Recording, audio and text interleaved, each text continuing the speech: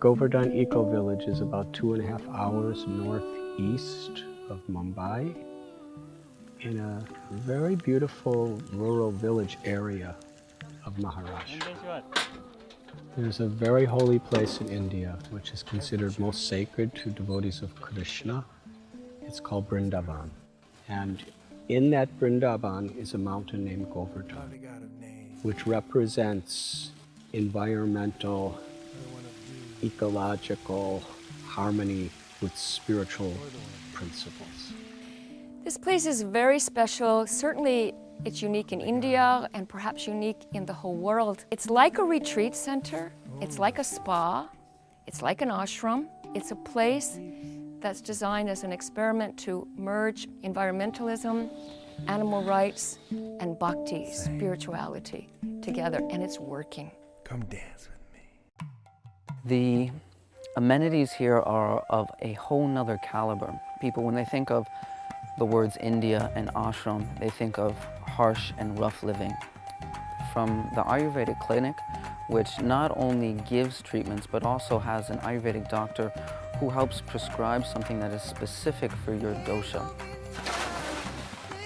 The atmosphere that is created by the founder, Radhanath Swami Maharaj, and the atmosphere that is created by the devotees who work here is palpable. You can feel it in the air.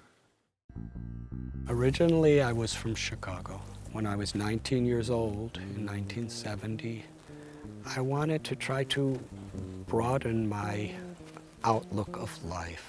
So I went on a journey. Ultimately, I hitchhiked from London to the Himalayas in India. And as I was traveling, I came to realize that the real social and environmental problems of the world are due to a spiritual crisis. A crisis in what we consider is actually meaningful and fulfilling in our life. Radhanath Swami is a passionate person. The best passion is compassion, and he has an ample amount of that. And that type of passion is contagious. Coming here and helping to doing the seva, the service, helping with the cows, helping with to weave mats, helping with make pottery. It's actually fun. It's very simple lifestyle, and I think a lot of us crave that on different levels. And it's sort of programmed into our culture that you look for recognition. You need it. For me, being here, I see it's far more powerful to be humble. It was easy to complain about the tiny inconveniences that come with a New York City apartment. Oh, it's not big enough. Oh, the water pressure isn't great enough. When you live in a house that you see built from the ground up, every step along the way, it's very special.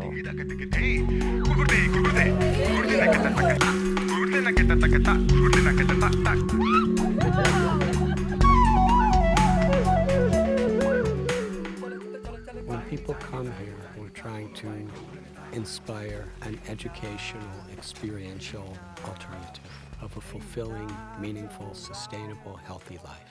Apart from these jasmine flowers which you're seeing, he grows a lot of these ladyfingers, okra. Yeah. So we network with all these farmers so that we purchase them in our kitchen and use them. Can we get this to the kitchen? We can give them to the, And the inspiration of this project, Srila Prabhupada, he called this transformation simple living and high thinking. We get 3,000 millimeters of rain annually. So the rainwater hits against those mountains, the Sahyadri mountain ranges, and flows down and collects here. And it is sufficient water for us to irrigate our fields for up to 6 to 7 months every year. The majority of India's population, which is 1.2 billion, lives in the villages. So one of the very important requirements to develop a village is how can water be conserved. The process begins here. As you can see, the raw sewage is falling and there are some screens.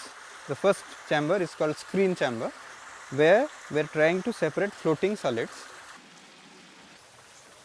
This is the raw water where we began, and this is the treated water.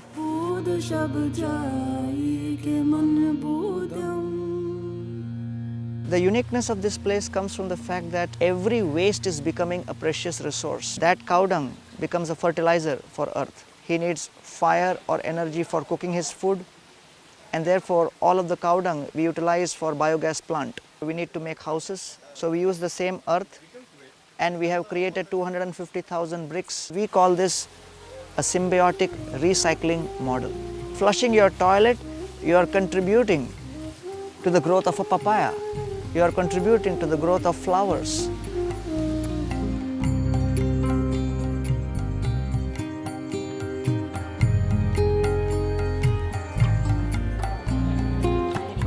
One of the greatest management gurus says that the greatest management challenge of the 21st century is managing oneself.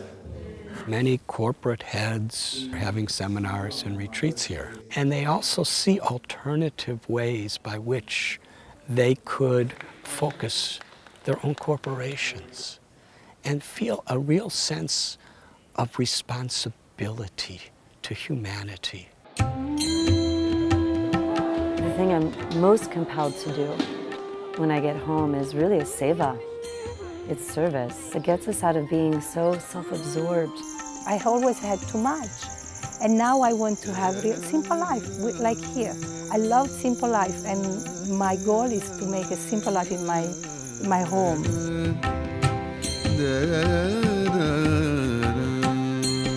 And if we just refocus our energies with these values, we could transform the world. Every step that I take, you dance with me, dance with